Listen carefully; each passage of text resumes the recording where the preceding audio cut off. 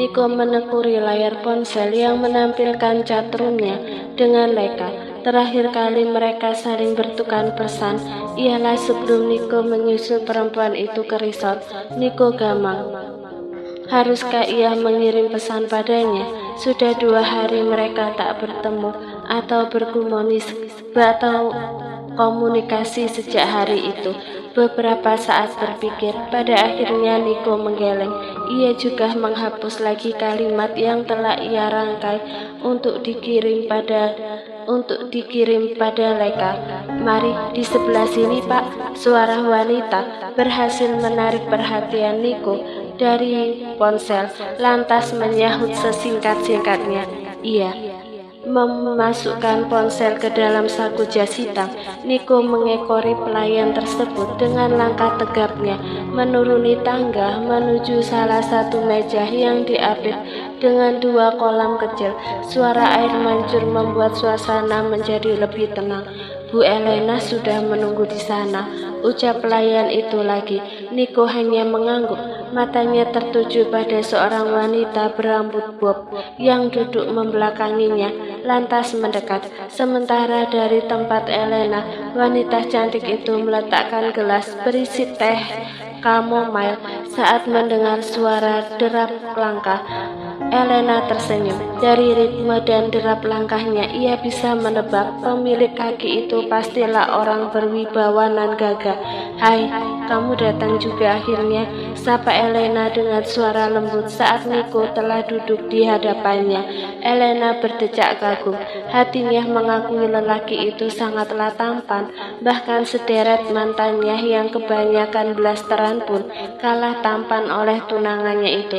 Aku cuma gak mau membuang waktu, sahut Niko yang bersandar di punggung kursi bergaya rustik. Ia tak menghiraukan pelayan yang menyodorkan buku menu. Tidak, terima kasih, saya pesan espresso saja, ujarnya pada pelayan tersebut. Elena menahan tawa. Kenapa? Bukankah ini waktunya makan siang? Mata Elena sempat melirik wanita berseragam pelayan yang membawa buku menu itu mengangguk lalu pergi. Sebelum akhirnya Elena menatap Niko. Seharusnya, tapi aku lagi nggak berselera. Lebih tepatnya Niko enggan berlama-lama di sini. Kalau tidak ada hal penting yang ingin ia bicarakan, ia bersumpah tak pernah mau bertemu wanita ini. Elena tersenyum. Ia menyesap teh chamomile-nya lagi dengan gaya yang begitu anggun dan berkelas. Parfumnya menguar kuat, menyakiti hidung Niko. Leher jenjang dihiasi kalung yang membuat Niko meringis. Niko khawatir Elena tercekik oleh kalung yang lepas itu. Ada hal penting yang ingin aku sampaikan. Aku juga, timpal Elena dengan cepat. Baiklah, kamu lebih dulu. Melihat bagaimana datarnya wajah Niko, Elena semakin tertantang. Ia lantas tertawa kecil. Cangkir di tangan Elena saat ini sudah mendarat lagi di atas tatakan. Makan malam kemarin di rumah orang tuanya terpaksa batal karena Niko tak bisa datang. Aku tahu kamu gak pernah menginginkan perjodohan ini, ujar Elena santai.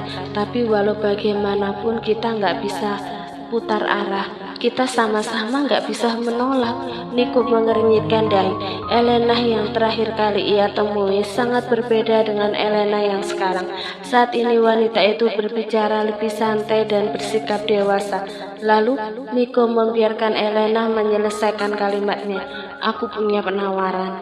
Penawaran? Ya, semacam itu.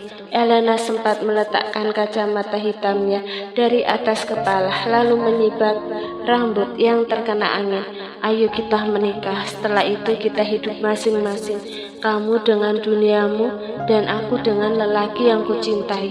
Jadi pernikahan kita cuma sebagai status. Niko menahan tawa. Tatapan mata hasilnya tertuju pada Elena, membuat wanita itu sedikit gugup. Kamu yakin? Elena mengangguk samar. Yakin, kita pura-pura saling mencintai di depan orang lain, tapi aku membebaskan kamu dengan wanita mana saja, Nick. Demi perusahaan keluargaku, aku rela melakukan apapun. Wanita berpakaian itu tersenyum ketika mengamati raut muka Niko. Sepertinya kini mulai tertarik dengan penawarannya. Kini ia tahu cara menghadapi orang seperti Niko. Toh kalau status mereka sudah resmi menikah, Elena akan mudah memikirkan cara lain untuk mendapatkan hati lelaki ini. Yang penting sekarang ialah mengikatnya dulu. Mendengar penuturan Elena, Niko mengangguk paham. Ia sempat menyesap ekspresinya yang telah terhidang di atas meja beberapa detik lalu. Ide yang bagus, ucap Niko tak kalah santainya dengan Elena. Menikah, tapi aku masih bisa bersama dengan orang yang kucintai, right? Wanita itu tersenyum ceria mendengarnya. Ternyata lelaki ini tak sesulit yang dibayangkan. Elena lantas mengangguk. Walau ia cemburu ketika Niko mengucapkan kalimat orang yang kucintai. Betul, yang penting perjodohan ini tetap berjalan. Niko tersenyum. Senyuman yang sulit Elena artikan. Senangkah atau mengejekah? Elena tak dapat membaca. Baiklah, aku paham maksudmu. Sekarang dengarkan apa yang ingin kusampaikan. Niko kembali melipat tangan di depan dada. Elena sempat berbinar-binar melihat otot tangan Niko yang tercetak jelas saat tangannya terlipat. Walau pria itu mengenakan jas tampan dan dingin, kombinasi yang sangat pas dan mampu membuat hati wanita sepertinya bergetar. Aku siap mendengarkan. Elena tersenyum lembut. Aku tertarik dengan idemu. Satu sudut bibir Niko terangkat, tapi itu bukan sebuah pilihan, melainkan sesuatu yang gak mungkin akan terjadi. Sontak Elena terkesiap. Enggak mungkin terjadi, maksud kamu? Mata dengan bulu mata palsu itu membulat sempurna. Biar ku beritahu sesuatu, Elena. Dalam prinsipku cuma ada dua pilihan mengenai pernikahan. Pertama, menikah dengan wanita yang kucintai. Niko kemudian mengangkat jari telunjuk dan jari tengah secara bersamaan. Kedua, nggak menikah sama sekali, ucapnya lalu melipat lagi lengannya. Apa? Mulut Elena menganga. Ia tak habis pikir dengan arah pemikiran Niko. Hei, tapi kamu menyetujui perjodohan ini sejak awal. Kalau kamu lupa. Karena Niko tak punya pilihan, maka dari itu ia selalu mengulur waktu setiap kali Arif mendesak mereka untuk cepat-cepat menentukan tanggal pernikahan. Niko tengah mencari solusi. Alih-alih menanggapi pertanyaan Elena, Niko memilih berkata, jadi langsung saja, karena aku nggak suka basa-basi. Yang ingin aku sampaikan hari ini adalah kita batalkan pertunangan kita. Elena terkesiap, matanya melihat Niko meletakkan sebuah kotak perhiasan di hadapannya, tepat di samping cangkir teh kamomailnya. Cincin ini aku kembalikan padamu. Aku nggak bisa melanjutkan pertunangan kita, maaf. Pungkas Niko sebelum akhirnya ia berlalu pergi dari hadapan Elena yang masih terperangah. Niko menjauh. Ia tahu rintangan yang sesungguhnya ialah ketika berbicara di depan Arif mengenai batalnya perjodohan ini. Jadi dugaan aku benar. White terkejut. Gadis 5 tahun lalu itu adalah keponakanmu. Niko mengangguk dengan kepala yang sudah terasa berat. Ia menenggak lagi whisky kesekian dari botolnya langsung. Oh my god, ini benar-benar gila, gumam White sembari geleng-geleng kepala. Ia mengamati Niko yang terlihat frustasi duduk di hadapannya di meja panjang. Ya, aku gila. Aku memang sudah gila. Niko tertawa sendiri. Akal sehatnya menipis. Bayangan wajah Leka saat terakhir kali bertemu kini berkelebat di pikirannya. Ekspresi terkejut Leka yang begitu menggemaskan dan Leka yang tampak khawatir saat wanita itu mengetuk kaca mobilnya ketika Niko meninggalkannya begitu saja. Sebenarnya kamu kenapa? Perlu aku panggilkan Ervin atau Keanu? White menghela nafas pelan. Memanggil dua orang itu lebih baik ketimbang White memberikan Niko seorang wanita. White mengedarkan pandangannya ke sekeliling klub. Banyak wanita yang tengah mengerling ke arah Niko dari kejauhan. Gak perlu, aku hanya ingin sendiri, racau Niko sebelum menenggak minumannya lagi. Pada akhirnya White mengangguk. Ia membiarkan Niko sendiri, sementara ia melayani pelanggan yang lain. Niko benar-benar sendiri, tertawa sendiri, meracau sendiri. Bahkan dalam hidupnya pun, ia hanyalah seorang diri. Jika semesta memberi satu kesempatan pada Niko untuk mengabulkan permintaannya, maka ia akan meminta untuk kembali ke masa lalu. Kemudian dirinya dan Lekah dipertemukan sebagai orang asing, bukan paman dan keponakan walau tak punya hubungan darah. Niko terus berbicara seolah-olah ada Lekah di hadapannya. Matanya memerah sedangkan punggungnya tak lagi tegak. Ini aneh, kenapa yang memenuhi kepalanya adalah Lekah? Seakan-akan seluruh ruang pandangannya diisi oleh wajah perempuan itu. Apa aku merindukan dia? Ma, iya sayang. Feli beringsut lalu melebuhkan kepalanya di lengan Lekah. Wanita itu tersenyum dan menaikkan selimut Feli hingga menutupi dada. Mata ngantuk Feli mengerjap memandangi wajah sang ibu. Papa kok nggak kesini lagi, Ma?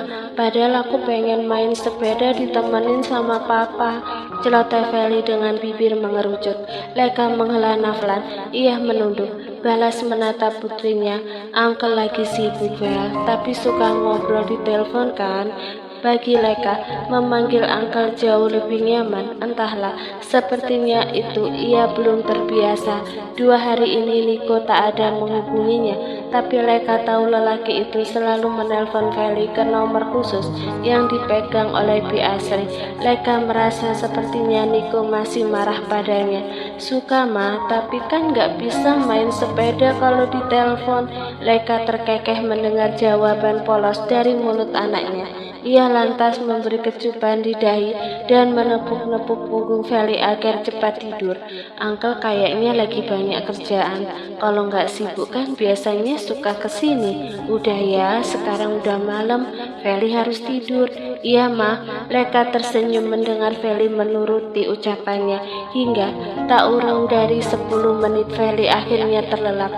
Lekah sempat memandangi Feli sejenak sebelum akhirnya ia dengan hati-hati menurunkan kepala Feli dari lengannya ke atas bantal, lantas beranjak dari sana setelah memberi kecupan lagi dan menarik selimut hingga menutupi leher. Kakinya melangkah pelan keluar dari kamar tersebut. Lekah baru saja akan terlelap di atas ranjangnya sendiri ketika mendengar ketukan keras di pintu. Siapa sih? Bi Asri tidak mungkin berani mengetuk pintu sekeras itu. Dahi Lekah mengernyit, kemudian terpaksa bangkit dari tempat tidur dan menghampiri pintu. Tangannya terulur meraih kenop dan menariknya. Begitu pintu terbuka lebar, Lekah sontak terkejut melihat Niko sudah berdiri di hadapannya dengan penampilan berantakan. Matanya memerah dan aroma alkohol menguar kuat dari tubuhnya. Bi Asri yang berdiri di belakang Niko menampakkan raut wajah khawatir. Maaf non, tadi bibi udah nyuruh Pak Niko ke kamar di sana, tapi beliau nggak mau, ucap Bi Asri hati-hati. Lekah mengangguk. Ya udah nggak apa-apa, Bibi bisa kembali ke kamar. Iya non. Bi Asri segera berlalu dengan langkah tergesa-gesa. Ia terpaksa menahan rasa ingin tahunya pada Niko yang bersikap tak seperti biasanya. Tapi ia tak ingin ikut campur dan terus berjalan. Lekah, kamu beneran Lekah? Niko tertawa kecil dan mendekati Lekah dengan terhuyung. Ah, kenapa banyak sekali wajah yang mirip kamu, ha? Niko meracau. Kedua tangannya menangkup pipi Lekah hingga bibir wanita itu mengerut. Saking erat Niko menangkupnya, hanya sekali tepi saja Niko langsung terlepas. Kenapa kamu mabuk sampai begini? Tapi percuma Lekah bertanya, omongan Niko tidak nyambung. lelaki itu malah memeluk Laika dan menumpukan semua berat tubuhnya pada wanita kecil itu, membuat Laika kesulitan berdiri tegak.